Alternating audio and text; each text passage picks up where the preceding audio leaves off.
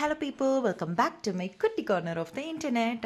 So இன்றைக்கி ஒரு another peaceful morning and no cooking day தான் எனக்கு அமைஞ்சிச்சு. பிகாஸ் அன்றைக்கும் என்னோடய ஹஸ்பண்ட் ரொம்ப ஏர்லியாகவே கிளம்பிட்டாங்க, பிரேக்ஃபாஸ்ட் அண்ட் லஞ்ச் வேண்டான்னு சொல்லிட்டாங்க.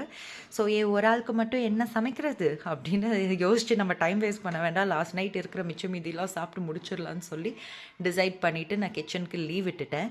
ஆல்சோ அன்றைக்கி எனக்கு ஒரு ஒர்க் ஃப்ரம் ஹோம் டே தான். ஸோ என்னோடய லாங் பெண்டிங் பேங்க் ஒர்க் அன்றைக்கி கம்ப்ளீட் பண்ணிடலான்னு சொல்லிட்டு நான் ஒரே மூச்சாக கிளம்பிட்டேன் ஆஃபீஸ்க்கு ஒரு 2 hours ஆஃப் சொல்லிவிட்டு. ஸோ நான் பஸ் தான் எடுத்துக்கிட்டேன். பிகாஸ் கம்யூனிட்டி வெளியிலேயே பஸ் ஸ்டாப் இருக்குது. ஸோ நாங்கள் ஏறினா டேரெக்டாக பேங்க் ஆப்போசிட்லேயே போய் இறங்கலாம். ஸோ நான் பஸ்லேயே போயிட்டு அந்த ஒர்க்கை குவிக்காக முடிச்சுட்டு திரும்பி ரிட்டர்ன் வரும்போது சம்மருக்கு ஒரு பிக்கெஸ்ட் ட்ரீட்டாக இந்த டெண்டர் கோகனட் வாட்டர் குடிச்சிட்டு நான் உள்ளே வந்தேன். அண்ட் அப்பார்ட்மெண்ட் கேட் கிட்ட வரும்போதே பயங்கர கரைச்சல் சவுண்டு. என்னன்னு பார்த்தா இந்த குட்டீஸ் தான் பயங்கர ஆட்டம் ஸ்விம்மிங் பூலில்.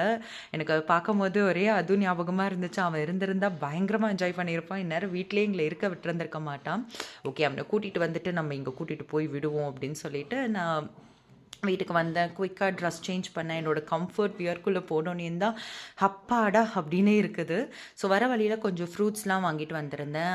அதெல்லாம் ப்ராப்பராக ஃப்ரூட் பேஸ்கெட்குள்ளே அரேஞ்ச் பண்ணி வச்சுட்டு அண்ட் கூடவே பைனாப்பிளும் சாப் பண்ணி வாங்கிட்டு வந்திருந்தேன். Pineapple is my favourite.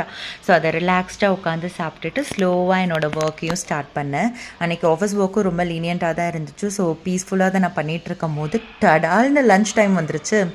சரி ஓகேன்னு சொல்லிட்டு லாஸ்ட் நைட் பண்ண மஷ்ரூம் கிரேவி அண்ட் சப்பாத்தி மாவு ரெண்டுமே இருந்துச்சு. ஸோ அதை வச்சு சப்பாத்தி மேக் பண்ணிட்டு மஷ்ரூம் கிரேவி ஹீட் பண்ணி பீஸ்ஃபுல்லாக அதையும் சாப்பிட்டுட்டு. And this is how I wrapped up my day.